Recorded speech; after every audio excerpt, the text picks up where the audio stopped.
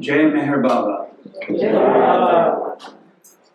A warm welcome to all of you at Beloved Archives to celebrate Meher Baba's, Avatar Meher Baba's 130th birthday.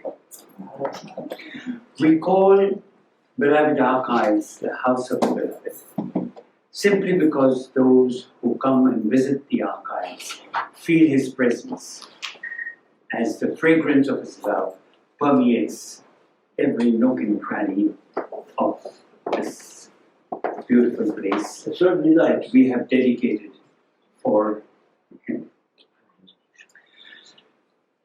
It was in 1953, Dehradun, at the foothills of the Himalayas. Meher Baba spent a year contacting musts with God-intoxicated souls. I was 7 years old on September 7, 1953, when Meher Baba and his Mandli celebrated Zoroaster's birthday on September 7, 1953, the same day. And we were invited, Nalawala family was invited to celebrate Zoroaster's birthday, which the women Mandli celebrated as Meher Baba's birthday as well. So, and he invited us to his home, and we had rava, which is a favorite sweet meat of the Parsis.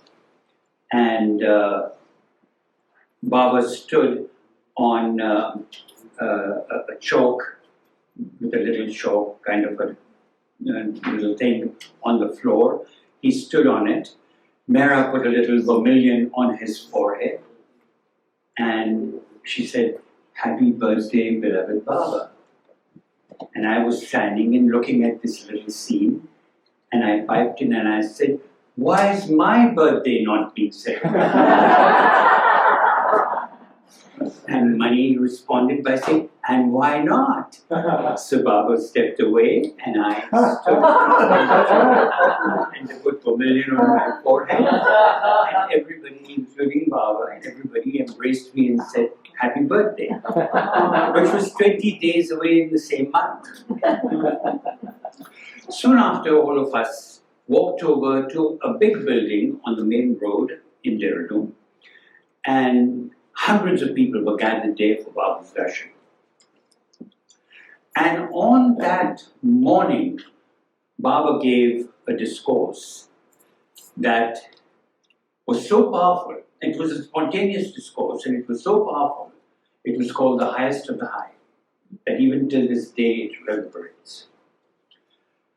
The central theme of that message was, apart from the fact that Baba said that I'm the highest of the high and the lowest of the low, I declare to all of you who approach me, and to those of you who desire to approach me, accepting me as the highest of the high, that you must never come with the desire in your heart which craves for wealth and worldly gain, but only with the fervent longing to give your all, body, mind, and possessions, with all their attachments.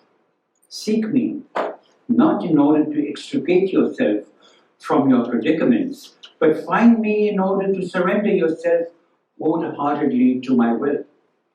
Cling to me, not for worldly happiness and short-lived comforts, but adhere to me through thick and thin, sacrificing your own happiness and comforts at my feet.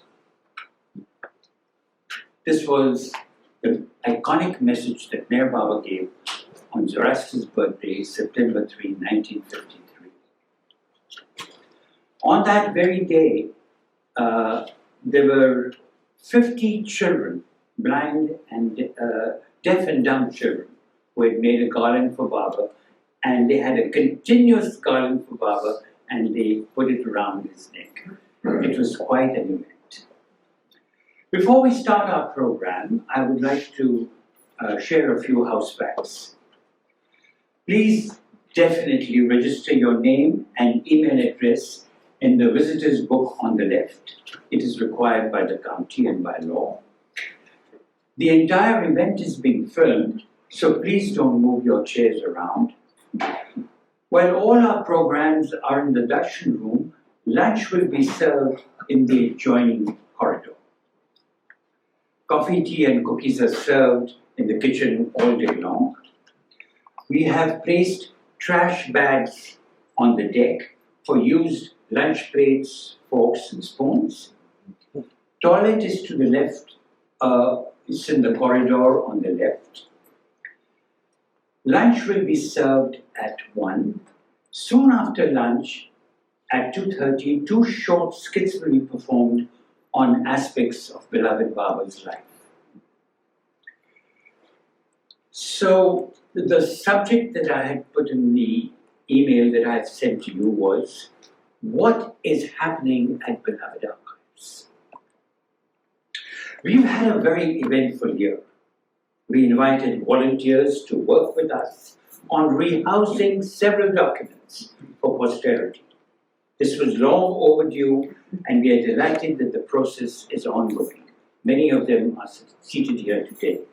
If any of you would like to volunteer your time rehousing, please mention it against your name in the visitor's book, and we will send you a note requesting you to come on a certain day. We have it on weekends, or we have it on weekdays. Some people cannot come on weekends, so we have them come over on weekdays. Also this year, after completing the rehousing of beloved Baba's garments, we are delighted to have in our midst Beth Gans, who's seated right there, who this year rehoused dear Mehra Irani's garments, which Mehra gave to my mother, framed. A detailed story will appear in the spring 2024 issue of Globe International. On a more personal note, I'm working on a book titled Living the Awakened Life with Meher Baba, 50 Years of Globe International. This will be over 600 pages long, coffee table book in color.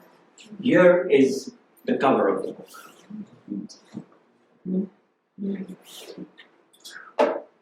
We have 2 books on a spring sale on the left. Teachings, which are discourses of Meher Baba, not in the original collection of discourses published in 2007, and the 3rd edition of Meher Baba From Boyhood to Godhood, and we just have a few copies left. Those who don't have it might like to pick it up. If you wish to subscribe to Globe International, please do so on the form provided to the right on the table. We now have 2 kinds of subscriptions. One is a print subscription for 2 years for $60, and a digital subscription, which we reproduced not too long back, for 2 years for $20. If you wish to donate from the heart for our archival work, please make out checks to Beloved Archives or write down your credit card information on the form on the table. It will be kept confidential. Beloved Archives is very happy to let you know that there are 2 upcoming events, and you will receive details about them shortly. The Northeast Gathering is being held this year at Beloved Archives on May 18th and 19th. And David and Molly will be able to give you more details. And the second event is the Beads on One String annual gathering. And that is also being held at Beloved Archives on July 20th and 21st. The Beads event will focus on specific themes from world spiritual traditions, with Ward Parks speaking on Meher Baba's darshan in relation to Vedanta, Buddhism, mystical Christianity, and Sufism. Our guest speaker, Charles Haynes, will speak in the morning session on Being is Dying by Loving. In the afternoon, he has suggested a more informal session so attendees can ask him questions about his morning talk and his life with beloved Baba. After Charles shares his life and times with beloved Baba, the New Jersey Bhajan group have planned a prayer dance and songs to the beloved. Please do stay till the end of the program. After the program ends, we will conduct tours for those who have not visited the Meher Baba Museum, and that is something you will not want to miss. It's the only museum, I believe, in the Western world which gives details of Meher Baba's life, work, and teachings. And now a short introduction to our main speaker. Charles Haynes met Meher Baba on May 21st, 1958 at Meher Spiritual Center in Myrtle Beach, South Carolina. In November 1962, he participated in Meher Baba's East-West gathering in Pune, India. Charles has served for more than 20 years on the Meher Center Board of Directors. In his professional career, he is the founding director of the Religious Freedom Center of the Freedom Forum in Washington, D.C. He is the author or co-author of 10 books, including Noreena's Gift,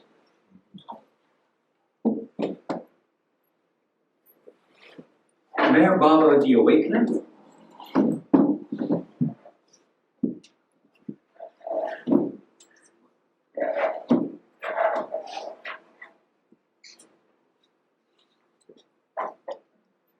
Kissed by God, My Childhood with Meher Baba, and his last publication, The Day Becomes the Answer.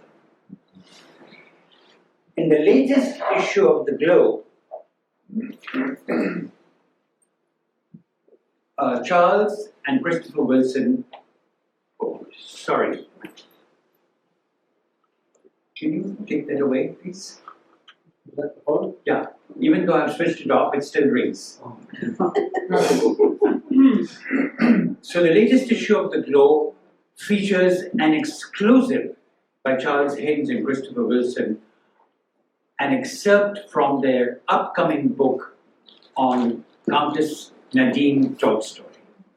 And it's an exciting story about, she was the granddaughter of Count Leo Tolstoy. So for those who would be interested, it's featured in this particular issue. And now I present Charles Haynes.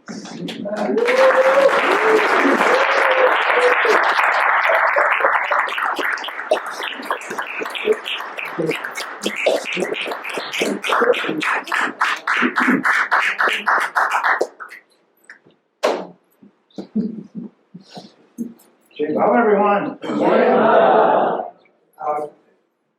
I'm assuming that our Zoom audience is here. And was that the list? Yes. Okay. Some very notable people. My husband. Yeah, he better.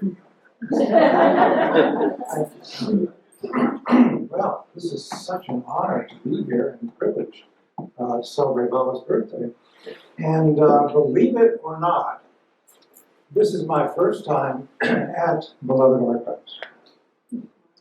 Narshwan's tried to get me here before, but something happened, this and that, and never came. And then I read, I think it was in the Globe magazine, that Beloved Archives is one of the top 10 places connected with Baba that you have to visit before you die. I read that in the magazine. In fact, in the Globe magazine, it was like in the top 5. I think the Samadhi was just right under it.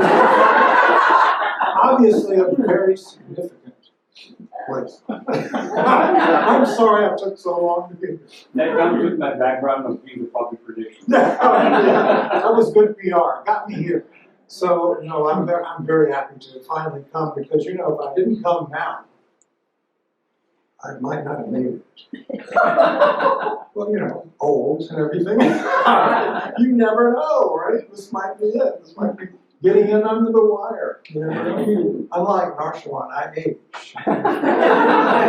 He doesn't seem to change at all. I did want to say, humor aside, not for very long, but just for a second, that very few people in Mayor Baba's work and life, very few people have done as much for his cause as Narshawan has. And you can give him a round of applause.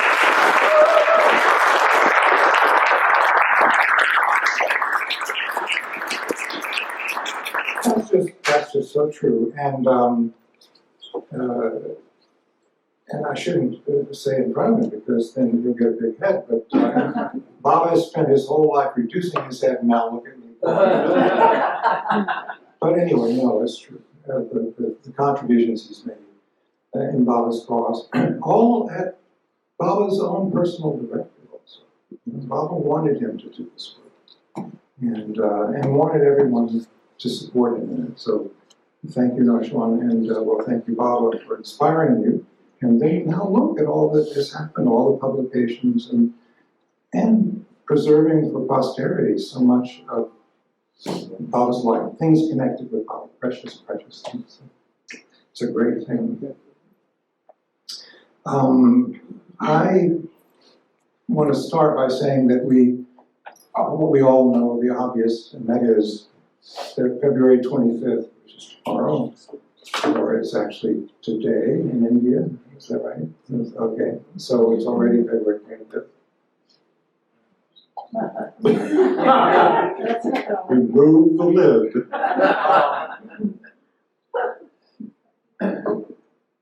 Is not Mayor Baba's birthday. So let's just get that out on the table in case any of you thought we're celebrating Baba's birthday. Now, I'm not just saying that because of the Zoroastrian calendar, you know, which in the early days, Baba's birthday would be this day, that day, nobody quite knew when it was, and finally they said, no, it's February 25th. Okay, so that's a scandal in and of itself, but we can get into it. There will be tomes written about the actual day. I'm glad I will not be here to see it. But anyway, no, February 25th is not his birthday for other reasons, and that was the main reason. Is this your last lifetime? Yeah, really.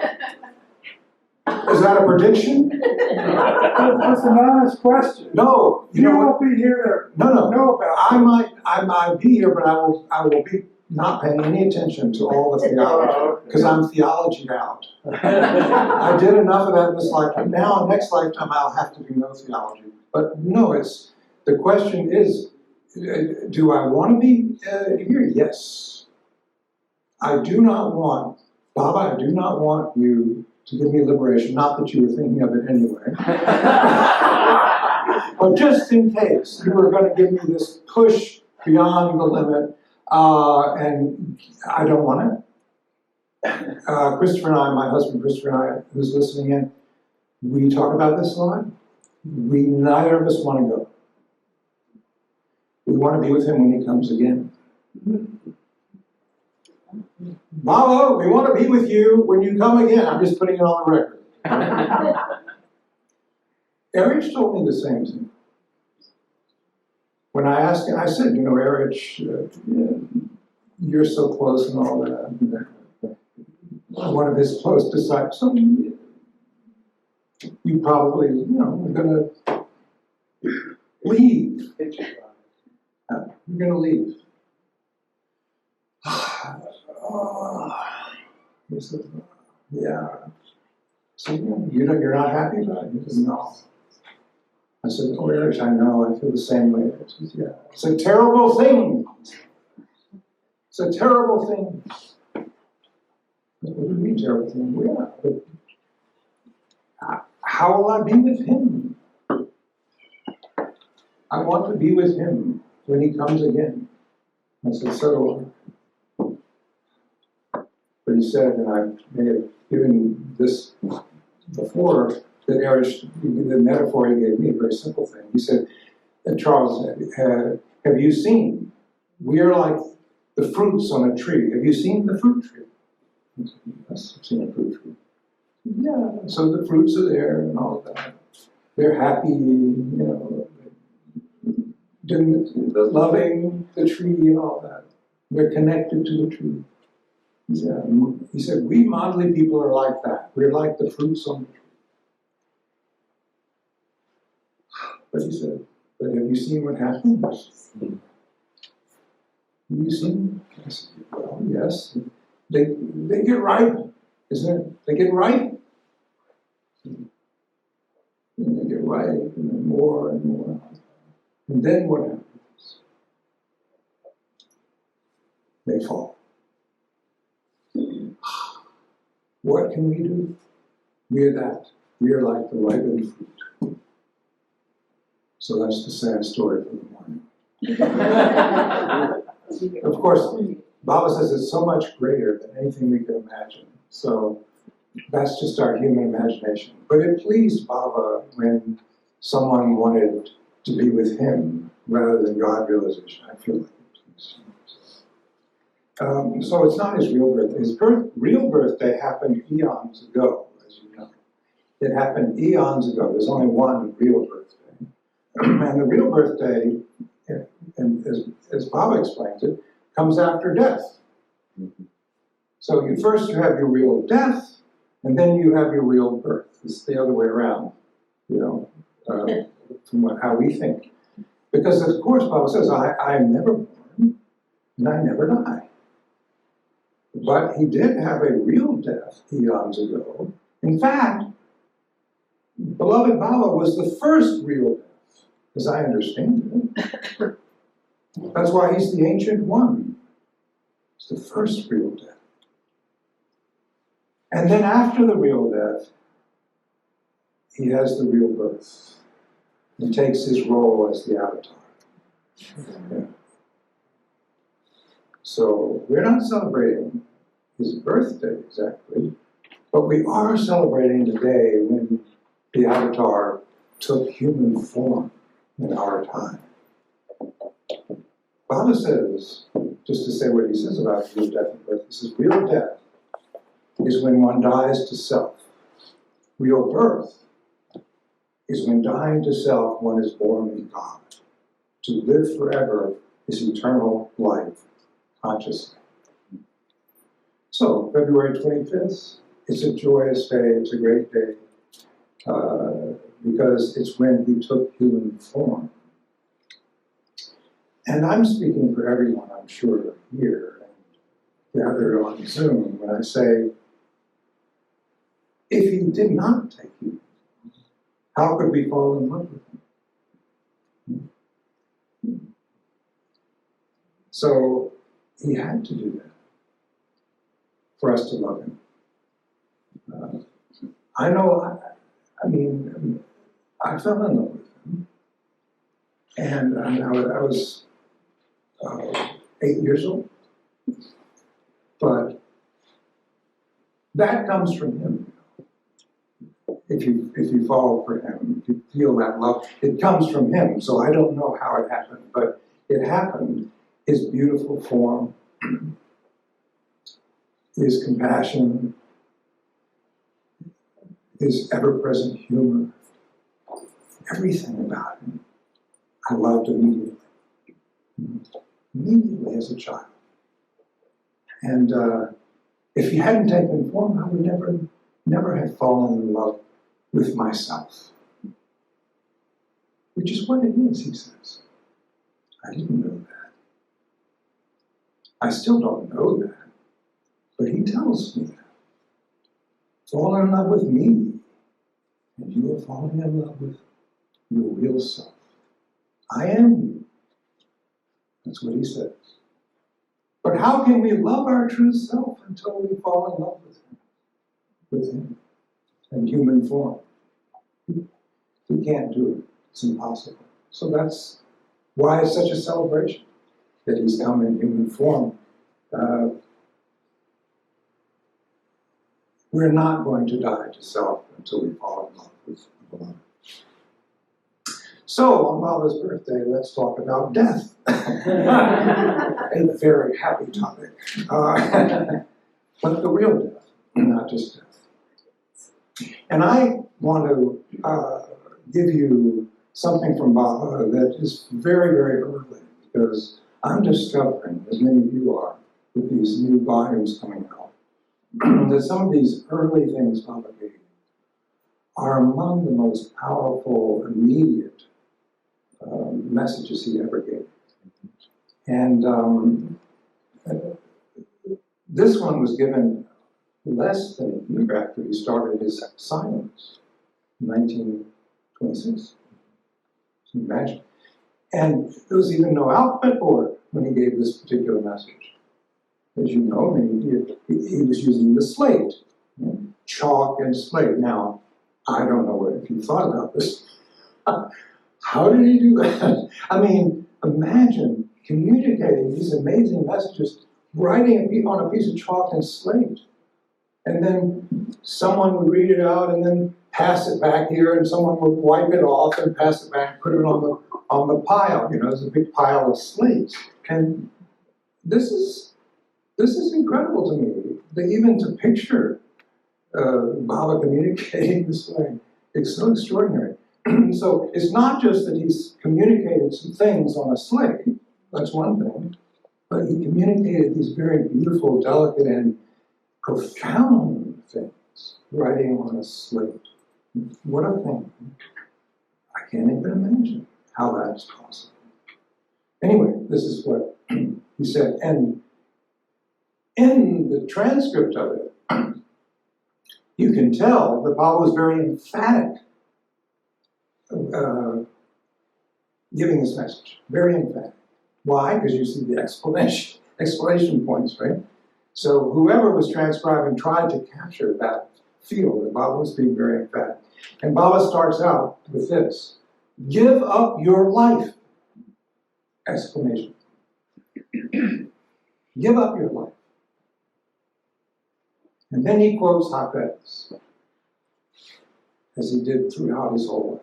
He quotes Hafez. "On the path of love, one who does not give up his life will not reach the beloved." And then Baba said, to give up your life means to die in the real sense of the word. That is, to fall at his feet and get hold of them so firmly that you never want to leave them. To live without any thought of self, to live selflessly, means to die a living death. The death and destruction of all desires, thoughts, and the mind itself. This is what is meant by giving up life. We must all die, Baba says, exclamation point. But who dies in the real sense? He alone is really dead who is ever awake. Notice how much Baba emphasized being awake. Never liked it if you were drowsy in his presence. He was always reminding people to be awake. And then he said, I, talking about himself, I am really a corpse, a dead man. For all my desires and passions have died. And then he said, this death, this dying, that's what's going on here at Meherabad. I am giving you a slow poison and destroying your samskaras gradually. So no wonder you liked Agatha Christie, right? He was doing that. You know, what's the story where they give the poison? Some arsenic and lace, right? They're slowly poisoning the guy that's staying with them, the old ladies. Baba did that. He was slowly poisoning all of his lovers, his disciples. He was slowly poisoning. He's doing that to us. You can leave now if you want. It's too late. I'm sorry. No, once he captures you, I'm sorry, there's not much you can do about it. So you're just, that's all, you're gonna die. Now, I want to share this as a personal piece for me, but I don't know if I've ever quite shared this one before, but Narshwan shared a beautiful story of when he was 7. And so that's not why I picked the story, because I didn't know you were going to do that. But it just so happens, this is when I was 7. Of course, he's a lot older than me. But when I was 7 years old, I realized much later, I experienced a glimpse of this real death. What it means. Not for myself, but through my mother, Jane. Didn't you meet Jane, my mother, Jane? Oh, how nice. So I can at least have that feeling that you kind of know who I'm talking. You can picture. She's such a beautiful, in her younger days, you know, very beautiful physically. And when Baba met her in '58, she was still very beautiful. You know, she's an actress, but her beauty had become such a barrier in her life, her whole life, the way men treated her and so forth. So that's another story, but it is true. She was so beautiful that it was a terrible thing, a hard thing, that she had to negotiate her whole life. And when Baba first met her, this is a byline to this story, when Baba first met her, and Anita was there, and Baba always used Anita as like a foil when he wanted to sort of say something. And so he met my mother, embraced her, and he turned to Anita, the yard, and he said, Anita, what do you think of Jane? And Anita, of course, who herself is a beautiful woman, somewhat self-conscious about all, her clothes and things like that. What do you think of Jane? Oh, she's very beautiful.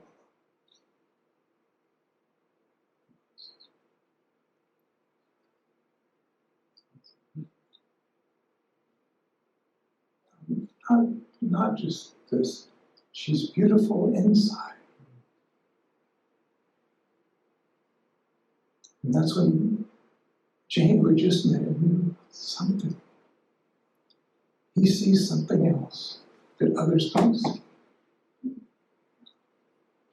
That was the first hint that what he saw, others didn't see. So anyway, when I was 7 years old, we had not met Baba. This is 1957, a year before we met Baba.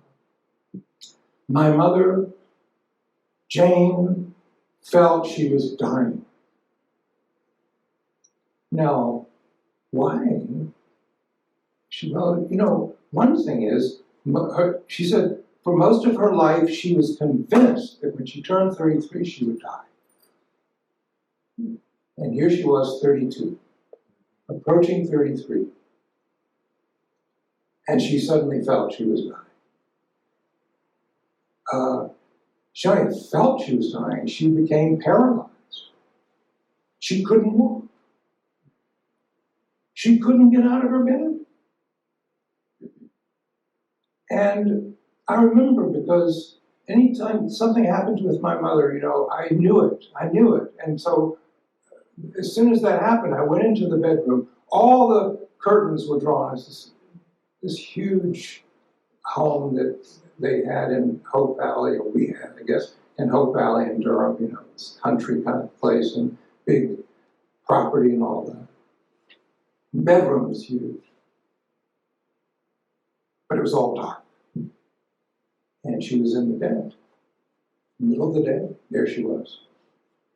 And I didn't know what was wrong. She could barely speak. She couldn't move. Everything had to be brought to her. And I later knew that she was thinking at that time that I'm dying now. This is it. Now you have to go, you have a nice life, you have a beautiful home, you have your children and so forth. She was in despair, deep despair. She felt she had nothing to live for. You can say, well, how is that? And you see people who are in despair, and you say, well, why? They have this, they have that, and she's a beautiful woman, she has this lovely family, but we have no idea, you know, what is happening. And when that time comes, when the person can't live anymore, and the circumstances they're in, whatever the circumstances may be to others. Now, I can tell you now, which I couldn't tell you then, that she suffered a lot in her life. I didn't know that. It didn't look like it. The way men treated her. Some of it was not good. Even her father, there was some abuse there. So she had wounds, you could say. Beautiful physically, but wounds, deep wounds. And anyway, she was ready for it to end. And this is somehow 33, which happens to be the age, Christ was crucified, so she kind of had that, maybe that's where she got the figure. I don't know, 33. And I went into the room, of course. I was very close to my mother, and I was naturally concerned about her.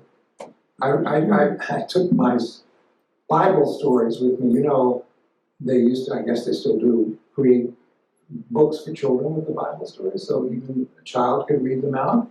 They were big, and they had pictures, and you could read them out. So I love that book. It was my favorite book. And so I'd take it in, and I'd sit on the bed, and I would read out Bible stories. That's what I would do. She always remembered that the rest of her life, that I'd come and read her Bible stories. Now, what triggered this? I don't know exactly, but it may have been a dream she had in piecing this together, this story. Even when she wrote about this story, she didn't put all the pieces. But she did have a dream about a year earlier, 1956. And it happened to be when Baba was in this country. We know this because she remembers, later she remembered that she saw a photograph in her father's newspaper. Her father was the newspaper editor in that town. She saw a picture in her father's newspaper of Mayor Baba visiting. Now, she had no idea who this was, but she saw it, and she never forgot it. She could remember the image of him there in the newspaper. And this is 1956, and during this time in the United States. And so that night, she had a dream. And in the dream, she saw this fence. And she was on one side of the fence. And on the other side of the fence were these joyous, happy people. They were celebrating, they were clearly very happy. And she was out here by herself on this side of the fence. And it was a terrible, painful dream. And she woke up, that was it.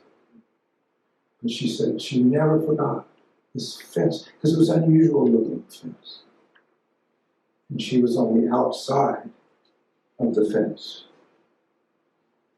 So that was a year before. Then she had this breakdown. I don't know, maybe today, what they would call it, she had a nervous breakdown. You know, people, now there are labels for everything. There's no label for spiritual breakdown because it's so little understood. No, but some people, you know, the psychiatrists call it this, they call it that, doesn't matter. But sometimes it is spiritual. It is a spiritual moment. And maybe that's more common than you think. So I'll get to the heart of the matter, and that one day did come, this is spring 1957, when she did feel actually that she was beginning to sink. She had, by that time, begun to feel this has something to do with God. And we went to church and so forth.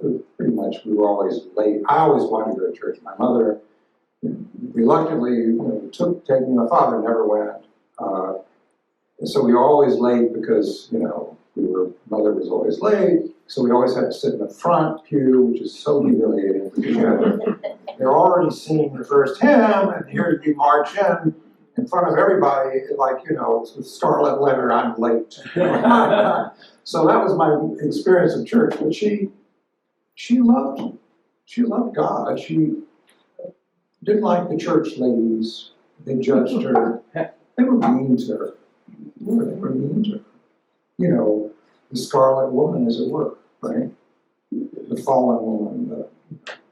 She did plays, suspicious things like that. So this is small town South. You got to remember, right?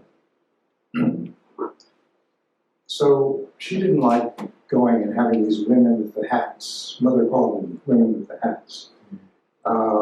Confront her at the door, smiling, but she knew what they really thought. So she loved God, but didn't find God there. She read Franny and Zoe, Salinger's book. During this period she was in bed, somebody gave her a copy thinking it would help her. And in there is this whole thing about the Jesus prayer. And somehow that touched her heart, the Jesus prayer, which is you pray, you repeat the name of Christ over and over again. But the day came when she felt she was sinking and sinking and sinking, and she called, she was praying and calling out, and then at one point she said, I felt I am now dying. And as soon as she began to sink away into that, something up inside her came up, and she cried out from within, I am not ready. And as soon as she cried out, everything lifted. Everything lifted. She could walk it.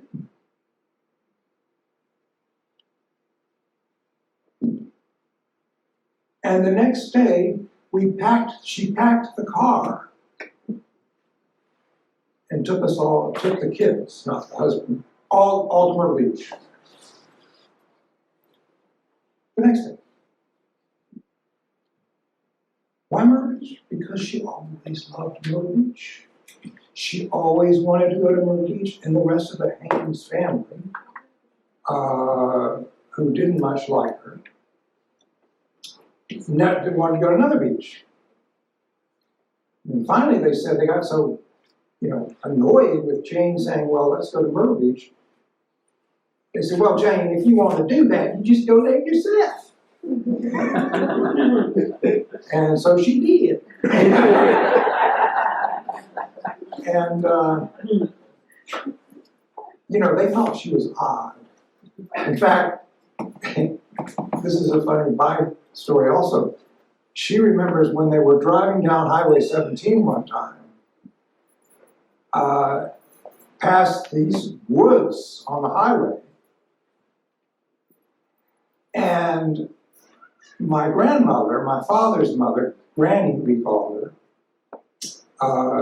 who was quite a character, and I won't get into it, but she didn't like my mother, and they didn't get along. So they're driving along, and they're passing this forest thing, which you really can't see anything, and she says, you know, Jane, there's something back there. There's something back there, and, you know, something about a master, Eastern master. You'd like that, Jane. Was not a compliment. Mother never forgot. It's funny how that sticks with you, you know, things like that. Anyway, when she was free, when she was not dying, she got into the car and went to Myrtle Beach. Didn't know what she was going to do, but she went to Myrtle Beach. And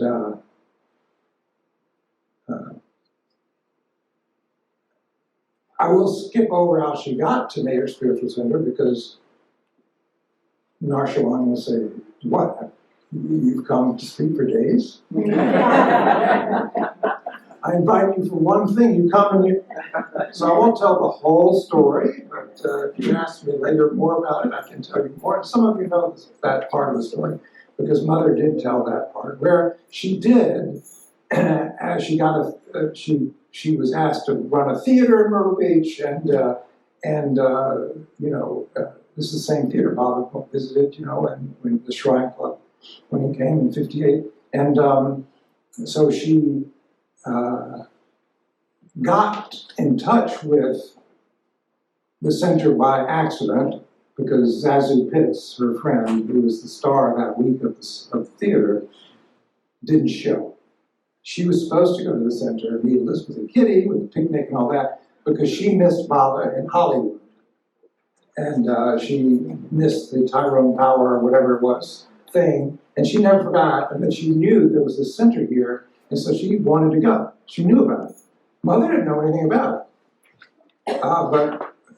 So, point being, Zazu Pitts was supposed to be there meeting Elizabeth and Kitty, and she didn't show up. She was in Brooklyn Gardens or somewhere, she'd forgotten about it. And Mother was there, and so anyway, the lady who had arranged all this, who didn't know Elizabeth and Kitty all that well herself, pleaded with my mother, you've got to go, somebody's got to go. And these ladies, they drove 10 miles in from Myrtle Beach, and they have the picnic, you know, in those days, it was quite a job to open up the center and bring the food and all that, right? It was a big thing. And so the lady, and so mother, so she went, instead of Zazu Pitts. And that's how she met Elizabeth Kitty.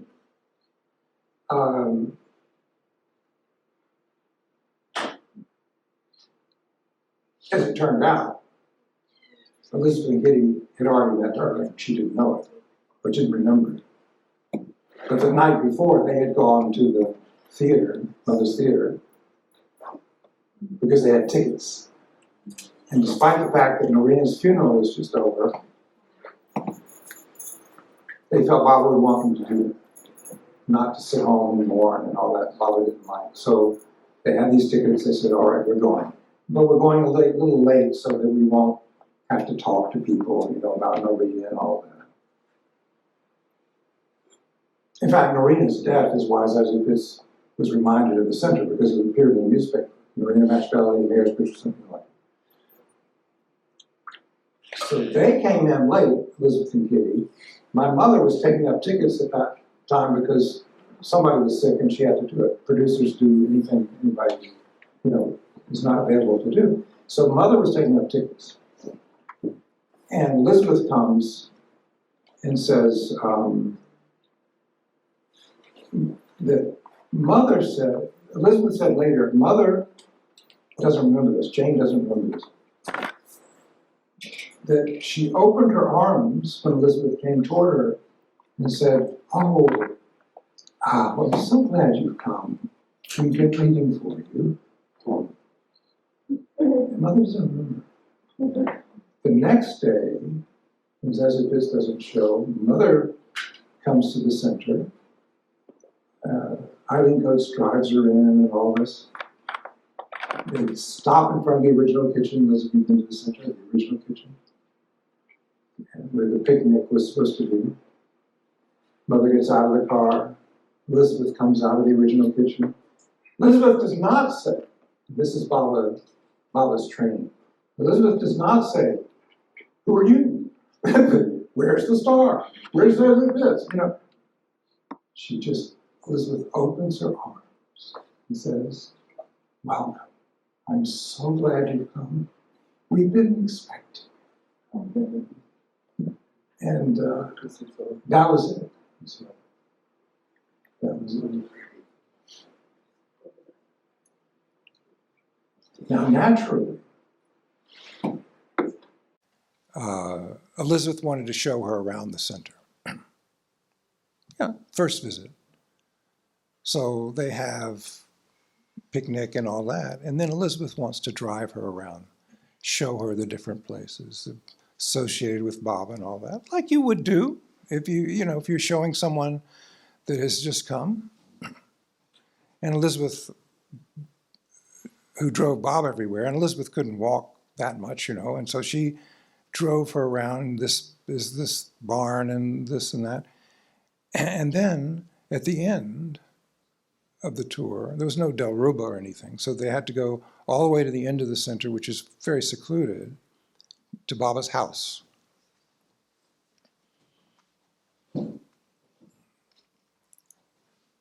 And they said, and Elizabeth said, she drove the car up, and this is where Meher Baba stayed when he came. This is his house. And Mother got out of the car and looked up, and there was the fence. The same fence. Unmistakable. There was the fence that she had seen in her dream. And this time, Elizabeth opened the gate, and Mother went inside the fence and never looked back.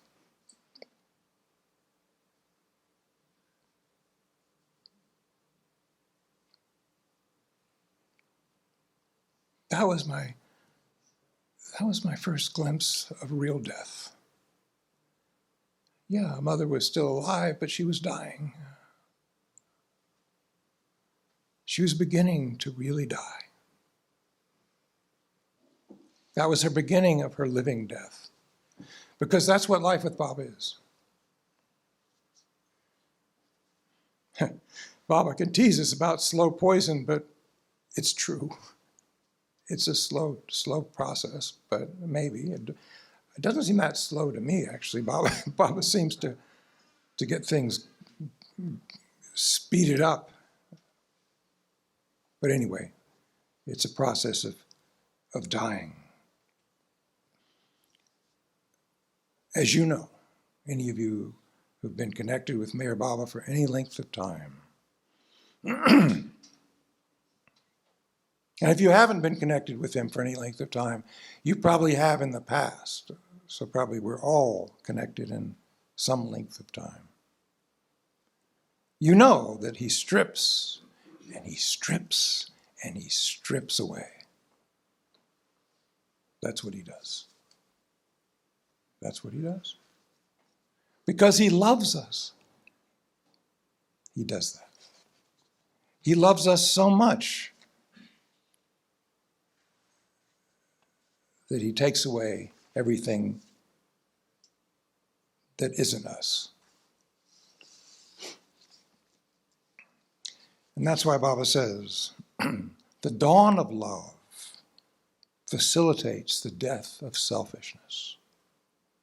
Real being is dying by loving. Being is dying by loving. And Baba says over and again, I hope nothing that I'm sharing with you today you think comes from me. I know nothing about these things. Really, I don't. I've been with Baba a long time, and the more I'm with him, the less I know about any of how he really works, because one can't know.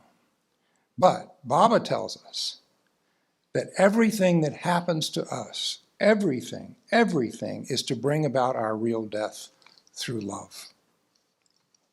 Not some things, everything. And like the story of my mother Jane, the moment comes to each of us when we are really ready to die to self. You may have had this experience yourself. And it's not the only time that you're ready to die to self. In my life with Baba now, I can say, well, I'm an old timer. Yeah, I'm not a kid anymore. I've been with Baba in this lifetime, 60 some years or whatever it is. And I can tell you those moments when I have died in significant ways. I'm sure I've died in ways I don't have any awareness of, but I mean, every little day Baba is doing something. But I can mark the significant ones. And at the time, I didn't think it was a very good thing. I mean, it was terrible sometimes. But it was wonderful also. Such a gift. Such a gift to die for him. Another woman comes to my mind that illustrates something of how Baba approaches this, and she was Russian. And this was Baba's first visit to the West. And I think that she was introduced to Baba by Nadine Tolstoy. Could have been Norina, because Norina married a Georgian, or white Russian. But Nadine lived in this Russian colony in Connecticut when she left after the Bolsheviks took over. And she knew all these Russians, including many of the famous Russians who came to live in the United States after the revolution. Her husband, Count Tolstoy, was the oldest son of Leo Tolstoy, the great author. And Count Tolstoy made his living, such as it was in America, by going around talking about his father and writing a book about his father like that. So Nadine knew all these people and introduced many of them to Baba, or told many of them about Baba. So I think that's who this lady was. She was wealthy, which is typical a lot of the Russians who came over, and brought their wealth with them. She was very beautiful. She was young. She was very beautiful. She had everything. From outward appearances, she had everything. But she heard through Nadine that Meher Baba was here, and she wanted to meet him because she wanted to come in front of him and say, I am in despair and I want to die. I want to die. I am going to take my life, and I'm just coming to tell you this is how deeply I feel. I can't live anymore. I am determined, why she wanted to tell him this, but I am determined to commit suicide, as though defying him. I am determined to commit suicide. And Baba, this time, of course, now he has the board, so he can spell out on the board. And Baba says, I'm very glad to hear this. She says, what? Not what she was expecting. Not going to talk me out of it? No, this is good. This is very good. You're determined. Yes, I'm determined. Baba says, but really determined to commit suicide. Not just, yeah. Yes, really determined. Yes. Yes, Baba, I'm really determined. Baba says, good. Now, do it. Do it here at my feet. And she takes her head, and puts it down on his feet.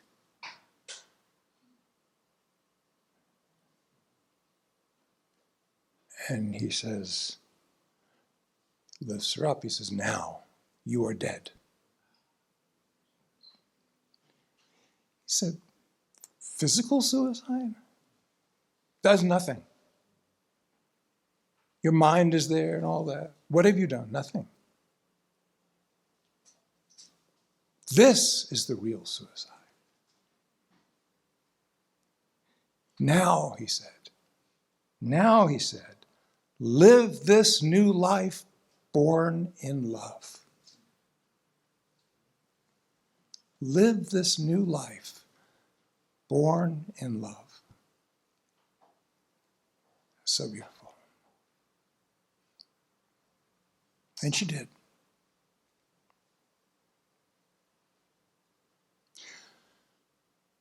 So if Baba alone, as he says, if Baba alone brings about our real death through love, and he says that, he says, you do nothing, I alone bring it about.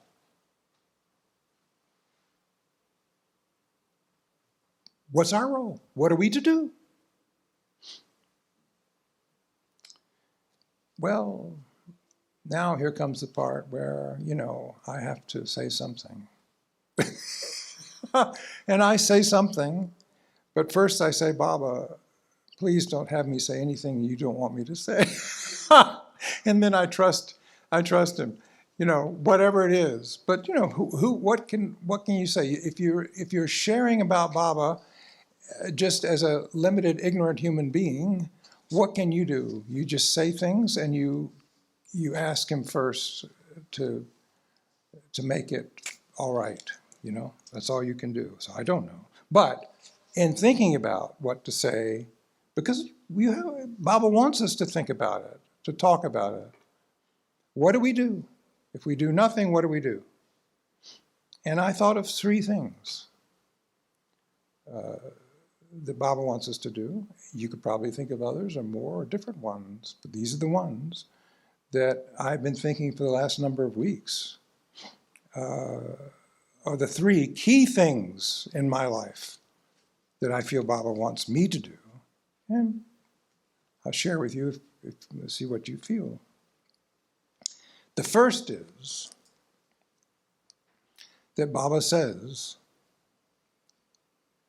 and this is something came to me very late in life, unfortunately, to be very focused on this. Be resigned to my will. Not only resigned, be happy in my will. Now, the resigned part is hard enough. The be happy part is very difficult for me. But it gives me something to do, to try, be resigned. All right? I know Baba's doing it. I know it's when I'm resigned, finally, fully, it will be his grace, all that. I know that. But he wants me to try to be happy, resigned and happy in his will. So that's what I do. I don't stop to think, well, if he's going to do it, I'll just sit here and do nothing. I said that to Erich one day. I said, Baba does everything. It's all his will. And it's all a film taken long ago. And what do I just won't do anything. But Erich says, you won't do that. I said, what do you mean? No, you won't do that. You will do everything. Yeah, you get up, you do this, you do that. Yeah. And then later I realized, Baba says that the divine will is what it is. It's everything. It is. It doesn't decide things. It doesn't choose things. It is. The mechanics of Maya, however, are karma and sanskaras, how it works. It's a law, Baba calls it, and that's how it works. And so that's what we get caught up in. And so even there, we don't do anything, but we get caught up in it, and therefore our sanskaras are going to wake us up in the morning and we're going to go do stuff, like it or not. We can try to stay in bed, but we will get up eventually. I'm going to try that more, actually. No, so Baba says, be resigned and happy in my will. He says, I alone am real, and my will governs the cosmic illusion. It is the truth when I say that the waves do not roll and the leaves do not move without my will. So how to become resigned and happy? To his will. Well, Baba answered it in a number of ways. He gave us a map, a blueprint. And one of the most critical maps he gave, and many of you have heard me talk about this before because it's so close to my heart, so I'm sure I've talked about it a lot. One of the critical maps he gave us is to how to be resigned to his will, to accept his will, to be happy in his will is to do his wish. His wish, not his will. His will is. You can do his will whether you like it or not. You say, people who pray, thy will be done. Well, okay. It's going to be done anyway. Pray all you want. It's going to be done. No, the will of God is what it is. It's the film taken long ago. It's going to be. We're watching it, but it's going to be. So what do? Baba says, the lover must carry out the wish of the beloved. The wish. And as I'm sure some of you know, many of you know, he gave a summary of his wish for the first time in the West, anyway, at the 1958 Sahalas in Myrtle Beach, in the barn. That's when he gave it. And by his grace, I was fortunate to be there. I can't believe you were there when he gave the highest of the high. Oh my goodness. Always trying to trump me, aren't you? The greatest message Baba ever gave, and you were there. But I was looking at the prasad. Oh, okay. Okay. Well, that makes it all right then. Still, you were there. No, what a blessing to have been there, and that's the great message that Baba gave. Anyway, I was there when he gave my wish, and so blessed. And I wasn't supposed to be there. I wasn't supposed to be there, and I don't know how much detail you want about these stories. It's too much detail, right? But I was not supposed to be there because children were supposed to be at the park or at the playground or in school or wherever. But I had already been in the barn once by ruse a couple of days before this. In other words, I tricked my mother into taking me. That's another story. And I knew I wasn't supposed to go to the session in the barn because it was for the adults. And children, naturally, Baba's giving discourses and all that. Children should be out playing and all that, interrupting Baba. And so they were, or if you lived in Myrtle Beach like we did, you were in school. And 2 days before, I got her, tricked her into taking me, and I went in with her into the barn, and she was so focused on the crisis she was going through, the inner spiritual crisis that day, that she just didn't pay any attention. I snuck in, and I sort of hid in the back. So, nobody would see me or, tell me you have to go. 2 days later, I go again, and this time I don't sneak at all. I think, well, I did it once, nobody kicked me out. I went in. This was Saturday, so no school. And the afternoon was the children's party that you've seen in the films. This is the morning in the barn with Baba. And I am no longer sitting in the back. I stand so I can see Baba. Nobody else stood up. And I had I remember I wore my white shirt, with my cufflinks, because I thought, well, this is my equivalent of dressing up for Baba. And I was so madly in love with Baba by this time. This is like days after meeting him. And I just wanted to look my best, that's all. I just wanted to look my best. So I had my little gold cufflinks. I can remember now putting them on and all this for Baba, and standing up so I can see over the people's heads. And that's the day he gave my wish. And you say, well, you were 8 years old, so you probably don't remember what was said. Yeah, ordinarily that's true. I didn't pay much attention when discourses were given out because I didn't understand, and I was focused on Baba anyway. I didn't care about what was said or not said. But this day, I did hear it because Baba had it read out 3 times.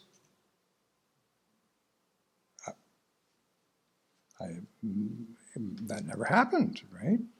In my hearing. So by 3rd time, I was paying attention. And it wasn't complicated. He had it read out 3 times. Well, between time number 2 and time number 3, Baba stopped to make sure people were paying attention and had a joke told. This is Baba's, typical Baba. He would break mood with a joke so people would be, light mood, and then bring them back. And he read it a 3rd time. And before he had it read the 1st time, Baba said, what I want is this, what you're going to hear. What I want is this. Listen carefully. It is very important for my lovers. So, after the 3rd reading,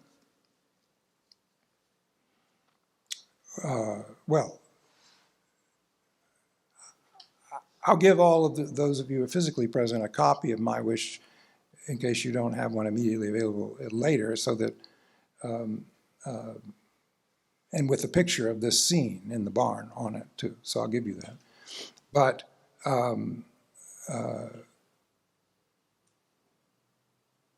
you will remember from reading it, so many of you, that many of the key points have to do with what I'm talking about, have to do with Baba's will. For example, attend faithfully to your worldly duties, but always keep in the back of your mind that all this is Baba's. When you feel happy, think, Baba wants me to be happy. When you suffer, think, Baba wants me to suffer.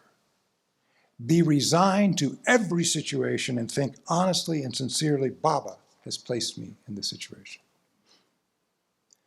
The more one practices that, in other words, the more aware one is, becomes aware that everything is the will of God, and we should be happy about it, because it's from Him.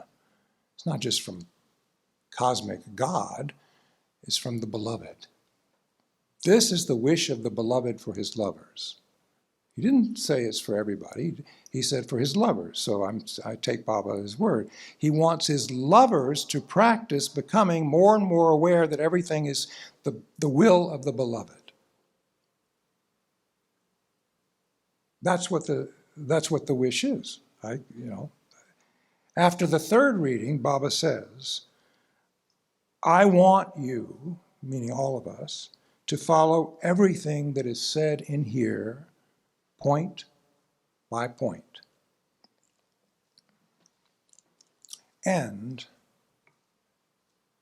that was the moment when Baba said that, because now I'm listening. It just went to my heart. And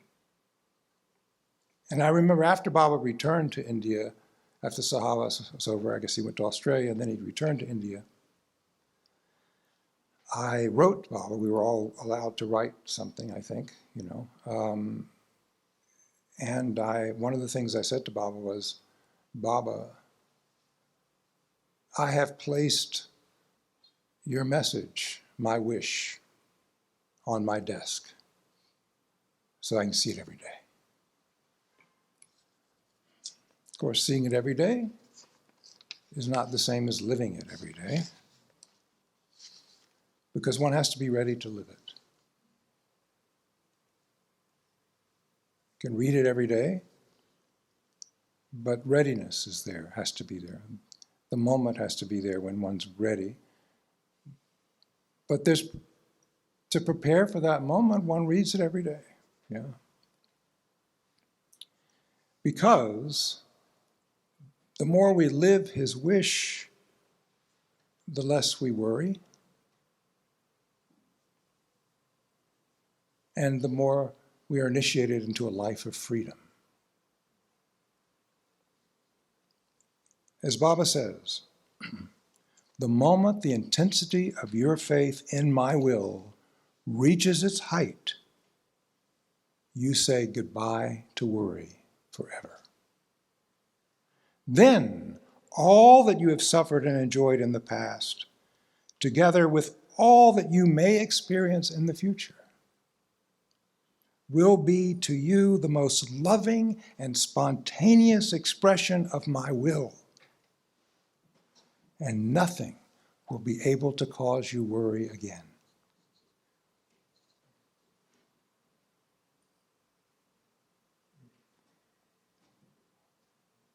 And Baba says, don't worry. Be happy. It's because there's nothing to worry about. He knows it's our habit to worry, but he says, there is nothing to worry about. Why? Because it's all God's will. What is it for you? I mean, you can't change that. Why are you worried? Die. Give up your life. Living death, you don't worry. So Baba, don't worry. He did say, though, he gave a little bit of a way out for people like me who need it. He said, if at all you must worry, remember he said this? If at all you must worry, worry about how to love me more, because that's worthwhile worry that will help to end all other worry. Oh, thank you, Baba. Because how is the mind going to, we have to do something. So if you're going to worry about that. So, don't worry means, he doesn't say don't worry and then be happy, right? If we don't worry, we are happy. We are. Our unhappiness is only because we worry about nothing. The second thing, key thing for me, that Baba asks of his lovers is, I think, the answer is given in the first line of the prayer we say. Beloved God, help us all to love you more and more, and still yet more, until we become worthy of union with you.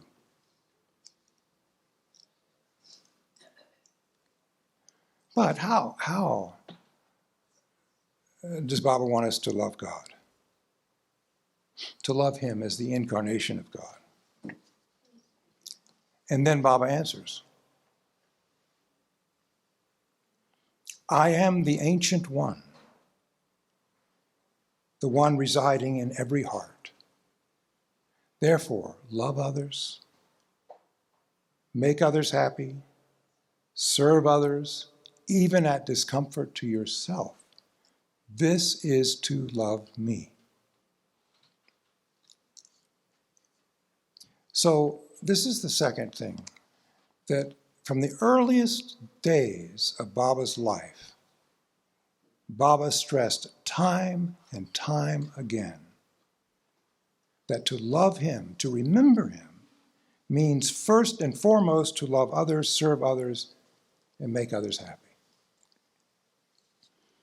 You know, there's an interview that Baba gave, I guess it was NBC when he was in New York in 1956. And they asked Baba about, how do you love God?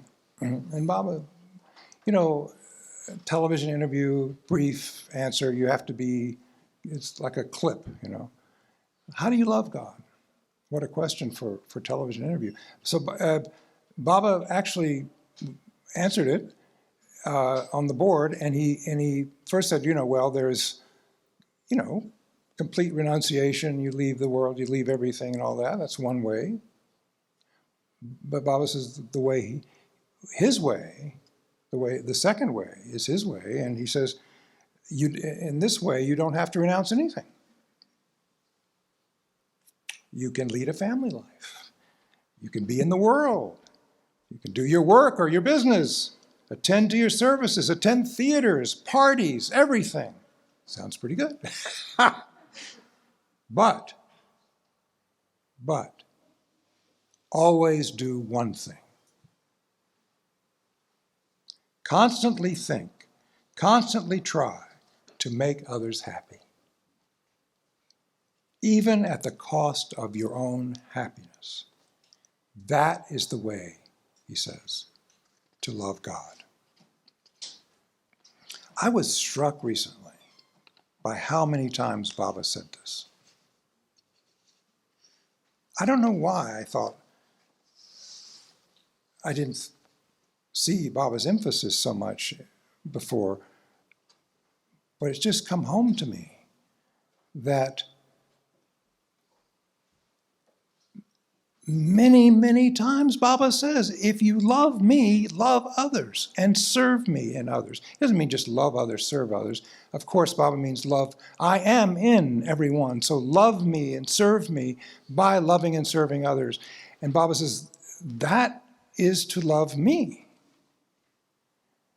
If it costs you something, if it is hard for you, Baba says, better still. And then I realized that I was blessed to grow up with two people, at least two, who by the time I met them were almost completely transparent to Baba. And that's Elizabeth Patterson and Kitty Davey. How many of you actually knew Elizabeth? Some of you did, right? That's so long ago now. And then Kitty Davey, more of you probably, yes. Knew Kitty? Yes. So you know who. But Elizabeth Patterson, of course, for those of you who didn't meet her, she founded with Norina Machiavelli the Center in Myrtle Beach and was one of Baba's great Western disciples. You know, what can you say? You can't sum up Elizabeth so easily, but she was very, very close to Baba. Baba called her my rock, dependent on her for so much. Kitty, of course, like Elizabeth, lived with Baba in India in the ashram, but in Kitty's case, she lived for much longer. And only in 1952, when he came to the center in Myrtle Beach, did he leave her here to help Elizabeth and Norina, and that's where she stayed until the rest of her life. And here means Myrtle Beach. So I came into the picture in 1957, and there they were, Elizabeth and Kitty. And I was witness to, around people who served and loved others without thinking about it. You see, by that time, there was very little Elizabeth and Kitty left. Now, you could say, oh, you mean what, they didn't have personalities? Yeah, oh, yes, very vivid personalities. Baba didn't take away the personality. He liked the personality, the quirks, the oddities, the eccentric things that people did. Baba liked that. He didn't change Kitty into someone else, but he took everything that Kitty was and used it for him, and got rid of whatever false Kitty was there gradually until if there was any false Kitty left by the time I met her, I couldn't tell. I'm sure there was. Elizabeth the same way. Practical, businesswoman, stoic. Baba didn't take any of that away. Or, grew up in a wealthy family. Baba didn't change Elizabeth into somebody else, but he used every single thing that I just mentioned for his work. But the reason he could do that is because she wasn't there anymore. As the little Elizabeth, the ego Elizabeth wasn't there. The Elizabeth that I met, the Kitty I met, were as close to meeting Baba as I could get without meeting him himself.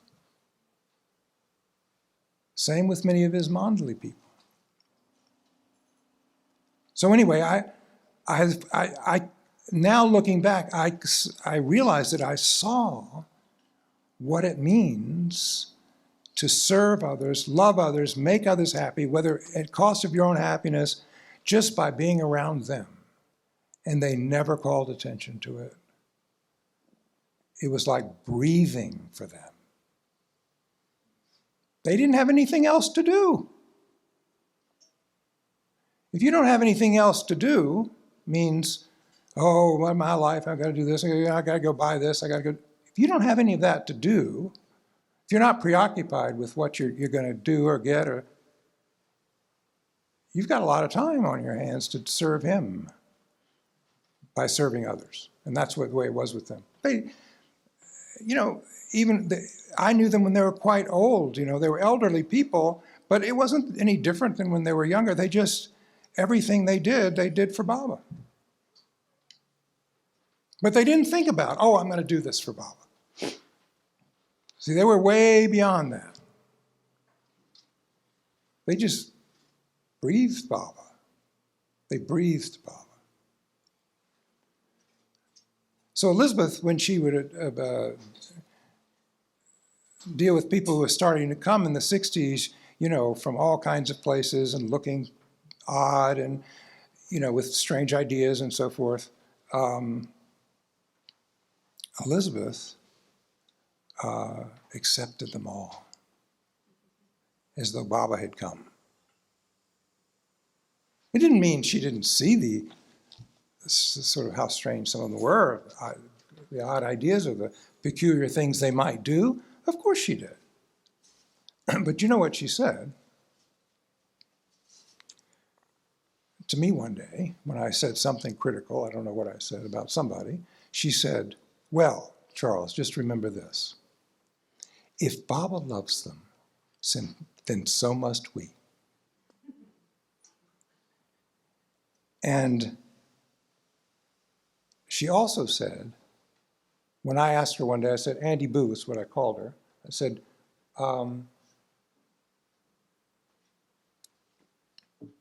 how is it that these people are all coming now and they're finding Baba here now? They don't know much about Mayor Baba. I mean, they actually will come into the center and, and ask, well, what did he do? And in essence, they would say, I know him, I love him, now tell me what about him. Give me the story. They knew him. And so I said, well, how is this possible, Annie Boo? They haven't read the books, they haven't met Baba, and all that. Of course, this is 60s. And Baba's still in the body when they started to come, but he wasn't seeing anyone. And so she looked at me and she said, well, you see, Charles, you have to understand that they find him here because they bring him here in their hearts. You see, she felt that people coming through that gate were Baba coming through the gate.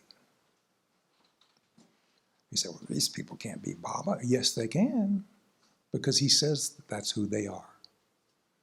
She didn't think about it. She didn't have to work at it. If Baba said it, that he was in each one, that was enough for Elizabeth and Kitty. They never even gave it a second thought. Everyone. And if somebody said, you know, when people started to live in Myrtle Beach, Baba family would move there and all that, and people would bring up in the evenings in Del Ruba living room, Margaret might have been there, Kitty, my mother, whatever, bring up things, you know, this person did this, that, you know how it is. It comes up. And how can they do this, or how can they say this about Baba and all this? You know, people, naturally, we were defensive about Baba's reputation in the town and all that, and all these very odd people coming now. And you know what she would say sometimes? She would look at me and she'd say, well, you know, whatever the issue was, she would say, that's between them and Baba. You know? What are we supposed to, that's between them and Baba. That is service to others. You know, in my view, that's not like I'm giving them something. That's like I am actually treating them as though they are Baba in reality. Oh my God, what a thing. No, so, and you know, I learned from her. It shaped my whole career, actually. I learned a few things from her that I could use in my life and my work. Unfortunately, the seventh shadow of Elizabeth, but nevertheless I used, I used whatever I could. There's not a day that goes by that I don't. That's why I wrote that little book about her, because I just wanted to put down these moments. There's not a day that goes by where her wisdom doesn't influence something I do in my life. Anyway, I learned this from her. People would come, sit in the living room. Now, this isn't people who come see Kitty, because that was a different thing. The book room, people would come, they'd tell her problem. You know, she'd do this all day long. Elizabeth didn't see that many people. She ran the center and only saw a number of people when it was necessary. Means difficult people, or the minister, or, you know, whatever. Somebody who, you know, other people couldn't handle so well. Call out Elizabeth, right? I mean, that was the trump card, to call out Elizabeth. So Elizabeth would be sitting there with this person, and I saw this over and over again. She would ask them about themselves and so forth. And usually, you know, if it was someone who was angry or upset or had all these things or had all these ideas Elizabeth would just let them talk. And every once in a while, she would interject something like, oh, well, that's unbelievable. I wish you could take it any way you want. Or other times she'd say, oh, yes, well, that's very interesting. You know, it was her manner. And she was very calm, Elizabeth, very poised. Baba said, you know, she was like the rock, where she was. And Baba also said spirituality is poise. And if anybody ever embodied that, it was Elizabeth Patterson. So poised, she would listen. And at first I thought, I mean, why are they taking all of her time for this? They're going on, and she's listening, and she's really listening. You can tell. She had these beautiful blue eyes, and you know, you could just, and she had them riveted on the person. And she was hunched, you know, she had a hunch, and she was riveted on the person, and listening and listening. And finally they would stop at some point, you know, I guess just would run out, have something to say. And she encouraged them, you know, like I say, she'd interject. But at the end, she would invariably lean forward and look meaningfully at the person. And she would say, you know, you said such and such. She'd pluck out something she heard from what they said. you said this and this and this. She said, isn't that wonderful that you thought of that? That's exactly what Baba tells us. And the person always, invariably, would feel, oh, so touched, so happy, so affirmed. I mean, if she listened long enough, she would find something that resonated with her, that struck her like a bell as being what Baba would say. And that's what she would pull out. So that she could let them know that Baba is within them.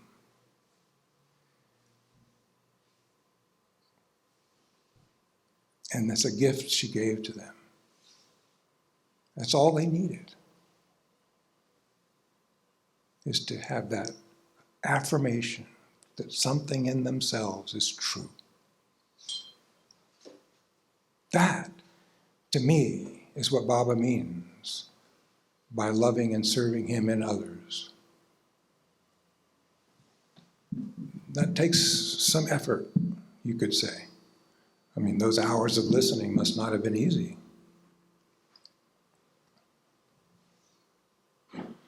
Do we have time for a story at this point? We have 35 minutes. Oh, good. So I'm going to tell a story. This is a little coming back at me now. Maybe I'm leaning into it too much. You know, you're supposed to lean in today, aren't you? You're supposed to lean in.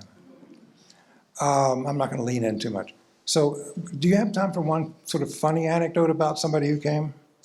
Is it all right? It's more like breaking things with Baba's humor. Elizabeth told me when I was a kid, she said, and starting to talk about Baba, God help me, she said, she said, you have to tell them about Baba's humor. You see, that was such an important part. That is such an important part of Baba, his humor. I always thought that was kind of odd because she wasn't a joke teller herself, but she appreciated his humor. Anyway, so this is I think humorous moment where somebody came who was difficult and nobody can handle this person. So the people at the gateway, my mother, Kitty, nobody can deal with it, right? So what to do? Elizabeth. Call out Elizabeth. Really.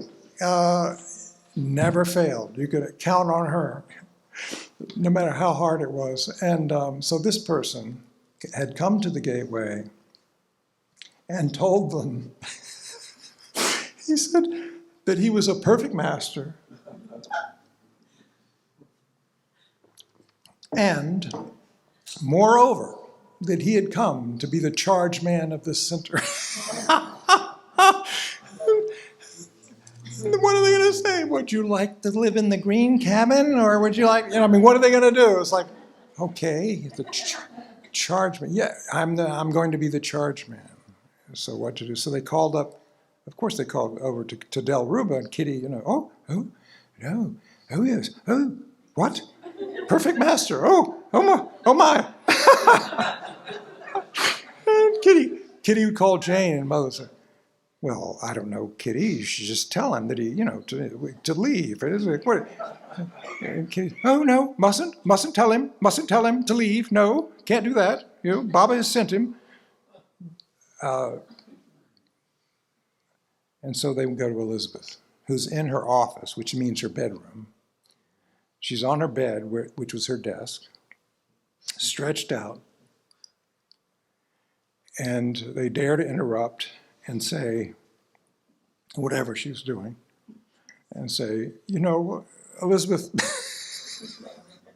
this person has come who says he's the perfect master and he's going to be the next charge man of this.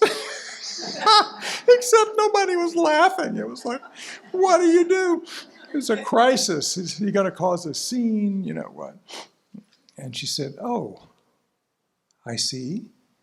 Well, have them send him right over. So they did. They sent this man right right over. And I said, I've got to be there for that. I mean, I have got to see how she's going to deal with this now, okay? I've heard her deal with all kinds. This is something else. So he comes in, perfectly nice, and sits across from her, and she says, she says, now tell me, how did you come to know that you were a perfect master? Well, that's all he needed, right? That's got him started. He's waiting for somebody to ask him to tell the story, right? So he started off on the story of how he became a perfect master and how he knows he's the charge man of this center and all this. And I don't remember the detail. It's quite a story. And, goes on and on and on. And Elizabeth, is like, oh yes, unbelievable, right? Yes, very interesting. And of course, that encourages him more. The more she does this, and he, he goes on, and finally, he just like a clock. He just, he just winds down. He has nothing more left. He's told her the whole thing. And so Elizabeth, looks at him, and she had such a, you have to know, she had such authority, presence. She's a real presence about her. I can't say how I'd describe that. Not only because she was a large person, it's like just a presence. And when she came into a room, people just naturally felt this sense of authority. She wasn't bossy. She just didn't say much, but she just had a presence. So she was sitting there, and she looks at him, and he's now finished. And she said, well, I'm glad you tell me that. It's all very interesting, what you say. She said, but, and she got this very sweet smile she would get, you can't possibly be a perfect master. And for the first time since he arrived, he kind of looked like, what? I mean, his whole demeanor, he just kind of was a little taken aback. What? And for the first time, he leaned forward like he was actually listening to somebody. And then he genuinely asked, because he wanted to know, why not? Oh, she said. Well, she said, you see, I have met one, and you're nothing like him. And you know what? That did it. Dissolved. He never again mentioned it.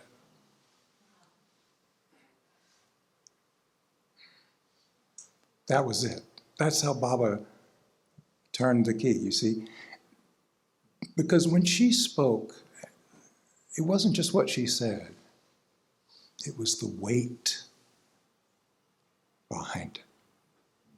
His weight, his presence. And I thought recently,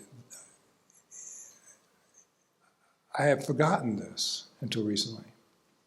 I thought then he just disappeared, this man. But then I remembered, no, I remember him, and he came back. And he was so sweet. Yes, a little odd. Who among us is not a little odd? This is the Baba community. I'm just saying. We kind of have a reputation. We're a little odd. He was a little odd, but loving, sweet, funny, kind of country. I remember he made up little songs about Baba. And he never again mentioned it, but about his first visit. But And he stayed with Baba until he died.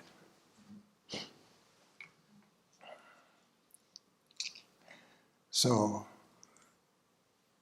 loving others, serving others. Now, Kitty, of course, I'm not going to give all of Kitty's bona fides as being a servant. She was the archetypal servant. You know, in the dictionary under servant, Kitty Davies listed number 1. She was the servant, and served without thinking. She served so well that she would do things for you before you asked her to, and that you didn't want her to do.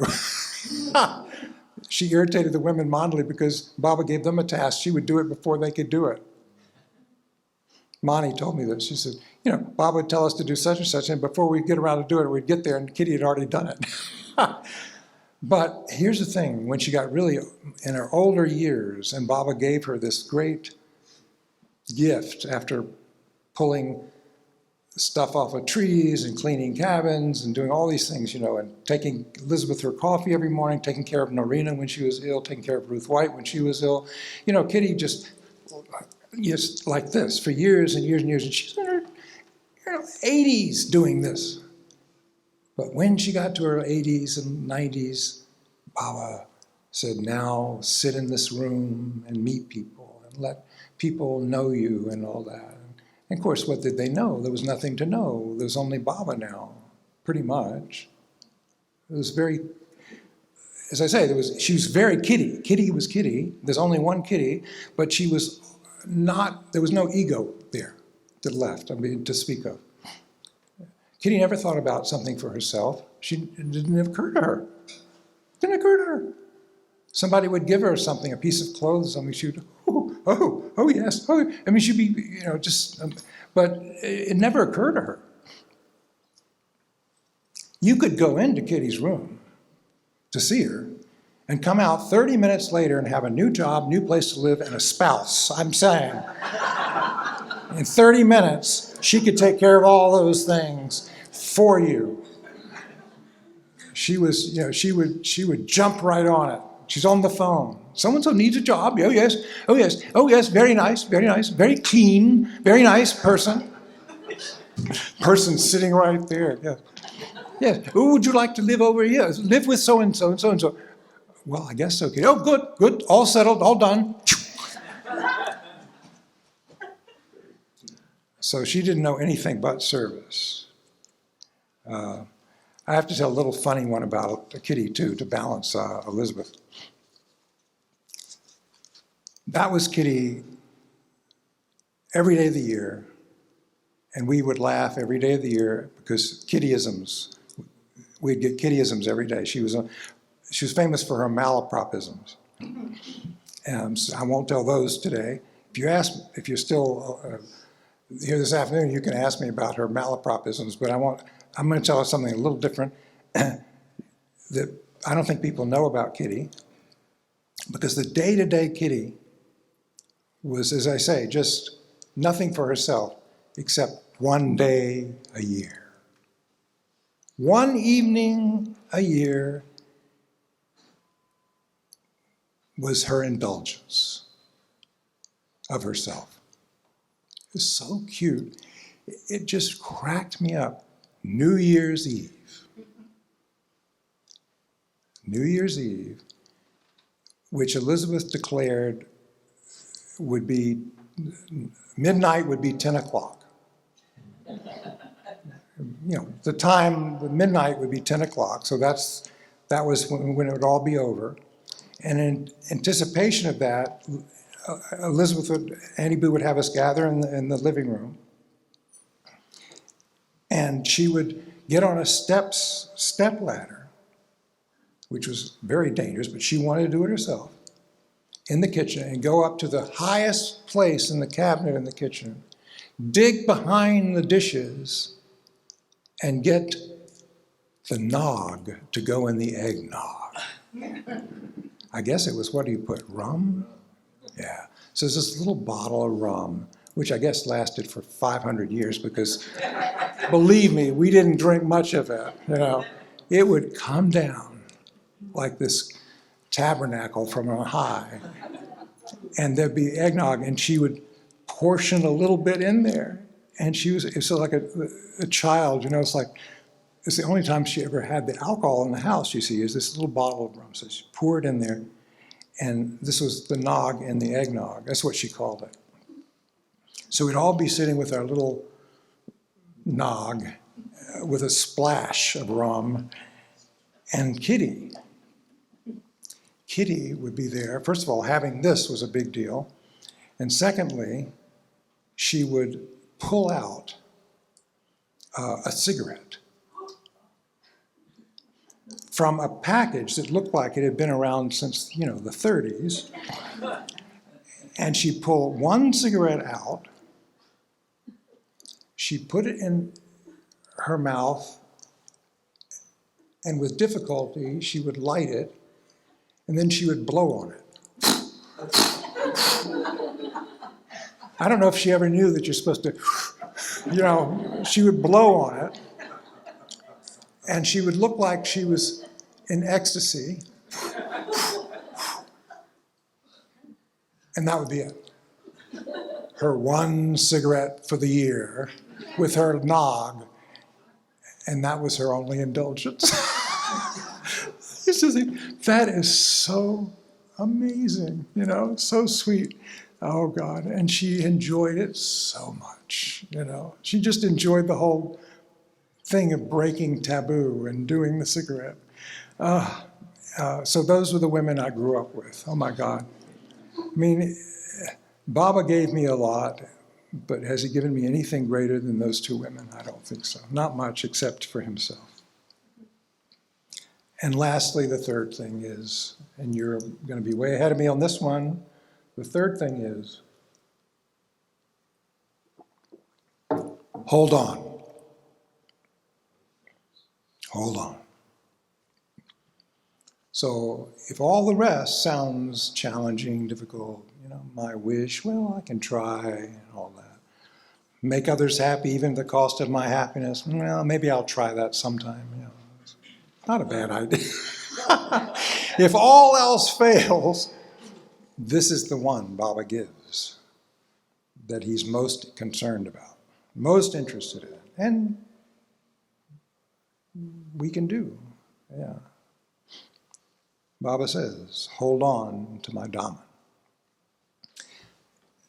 You remember when he said, understanding has no meaning, love has meaning, obedience has more meaning, holding on, holding my Dhamma has most meaning. Most meaning.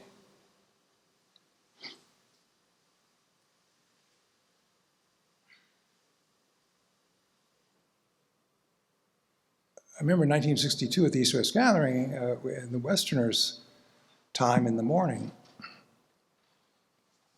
Baba at one point, I'm seated here at Baba's feet next to his knee, which is my usual place, except one morning Wendy got there first. I don't know how she did that, but she did. So we were there. Mother was back here behind his shoulder here with her leaning over towards him right here. And Baba, I'm not sure what the context, if there was any. All I remember is Baba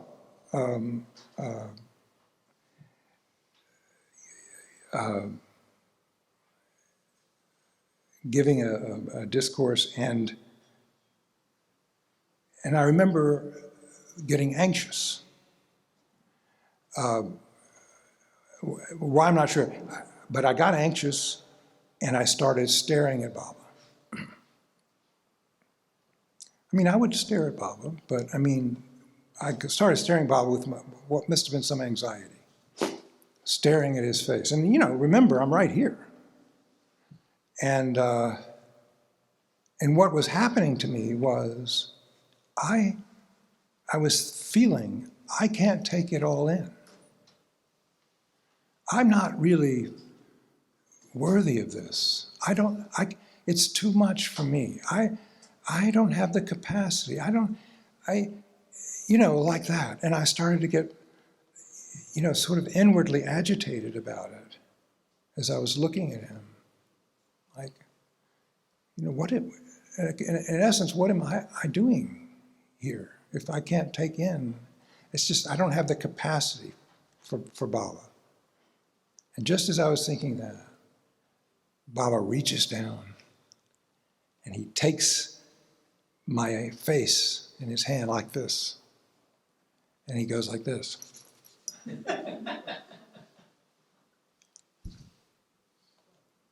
And what I heard Baba say, and I don't think he actually gestured it because I don't remember, I never paid attention to Eric Chum, but I just watched Baba, but what I heard was, don't worry. Why are you worried? I will give you exactly what you need. No more, no less. So why are you upset? And then a little bit later, he took the hem of his garment in his hands. Daman means hem of his garment, in both of his hands. And he said, hold on to my Daman. But not just with one hand, Baba says. Hold on with both hands. Because if you're holding on with both hands, there's no other hand to do anything else, yes? So Baba says, hold on with both hands. And then again, later he said, and this touched my mother so much that she has written it in her various books that she reads of St. Teresa, read of St. Teresa. She would write this and put the date when Baba said it. Hold fast to my Daman with both hands, and I will take you where I'm going.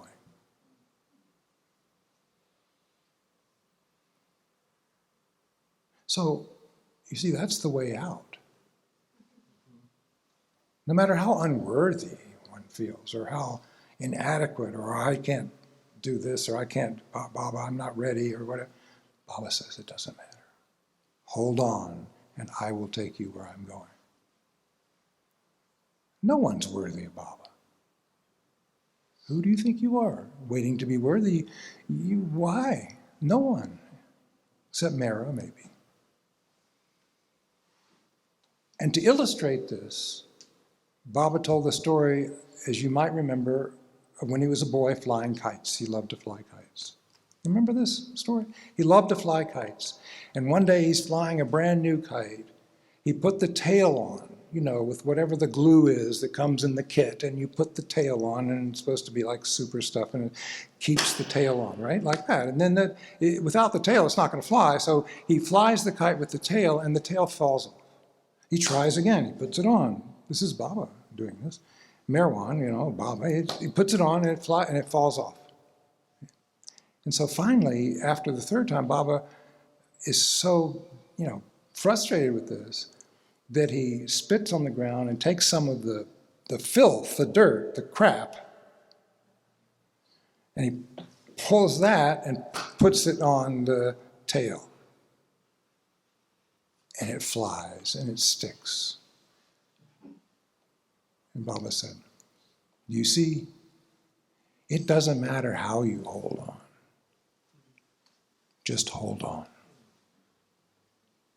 It doesn't matter.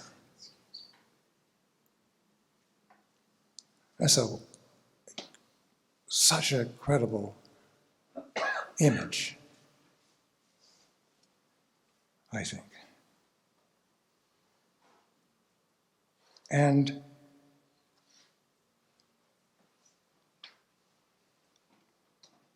of course, naturally, we think, if it's all his will, that is to say, if God's will is what it is, we do nothing, then how can we possibly hold on? Unless it's his will. And so Baba answered that. He said, whatever is to happen will happen. This is the principle, or as I call it, the law of must, the law on which universal illusion thrives. It is as if the ready and complete film of illusion, from the beginningless beginning to the endless end, is being projected continually. If it is destined that my Dhamman should slip from your hands, it will. But it is for me to warn and for you to remain alert.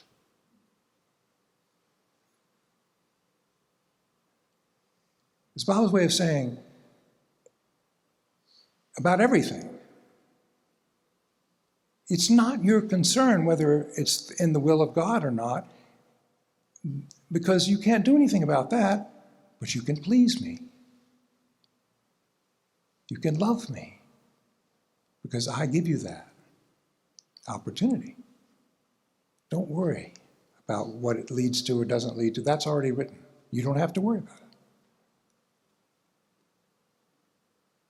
And that's why he told Erich, and Erich told me, that to live with him, Erich said, Baba told us, do everything as though everything depends on what you do.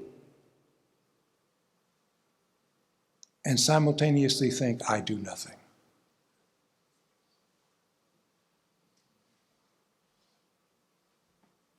The doing it as though everything depends on it isn't because it really does, or because you want a certain result.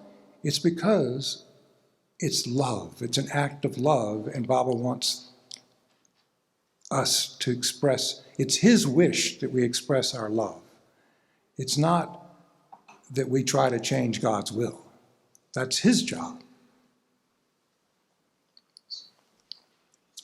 And Erich said to me, you know, Charles, hold on to him because it pleases him. Don't hold on to him because of what it may do for you. Huh? If you have the determination to hold on at any cost, it is only because he has given you that determination. He said, do you understand me? Baba said this. I said, yes, Erich. He says, then write this down. Baba gave this from the Sufi mystic Abdul Yazid. Baba would quote this mystic. Write it down, Charles. I said, yes, Erich. And I did. I wrote it. It's in my journal. This is in the 70s now. And I wrote down this saying Baba gave Erich, and Erich had in his journal, and then he wanted me to write it in my journal. And it's this: in the beginning, at the beginning, I was mistaken in 4 respects. I concerned myself to remember God, to know him, to love him, and to seek him.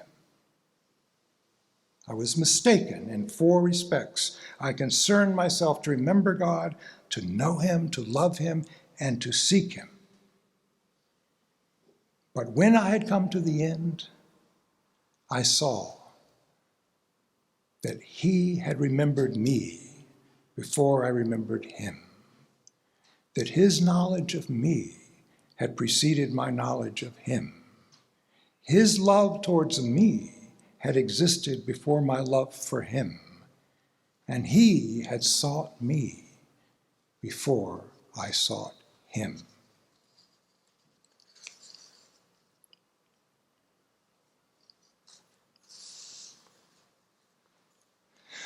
So here we are.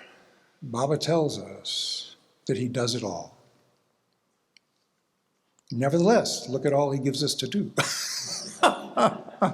He gives us plenty to do for somebody who does it all, right? Remember in every moment that all is his will, and then don't worry. Love him by loving others, serving others, making others happy, even at the cost of our own happiness. That's the highest form of remembrance and love for Baba. And then hold on with both hands tightly to his Dhamma. I feel this is what Baba wants and gives his lovers to do. This is what pleases Baba. This is our job.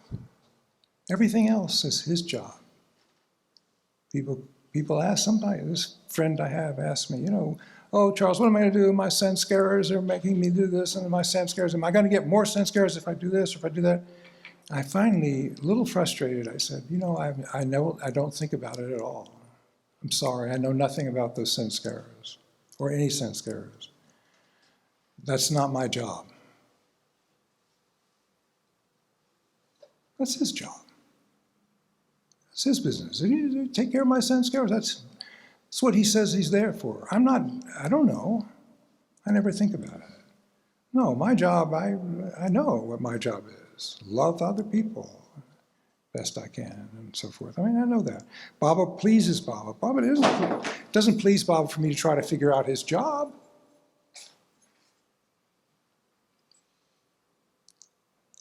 Baba gave this saying in 1958 to the Sahavas: real living is dying for God.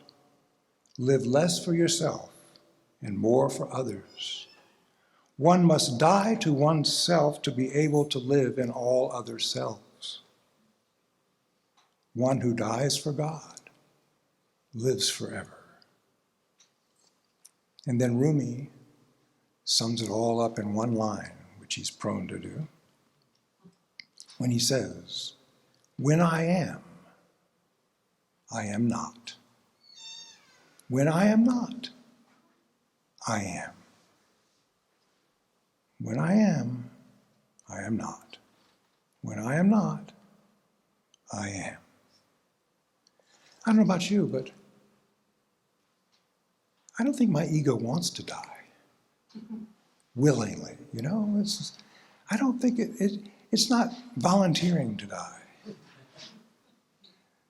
Baba was talking about ego in '62 in one of those morning gatherings, and he was asking people what they thought about ego and stuff, and someone just sighed a deep sigh and said, I'm so tired of me. And I think we all thought that. Oh my God, so true. So we can't rid ourselves of the ego. We can't advance on the spiritual path. All that is the grace of Baba. That's grace. But dying by loving invites the grace, because it's all Baba awakening Baba. And this is the promise of the beloved. He says, when my grace descends, it makes you me. Jai Baba.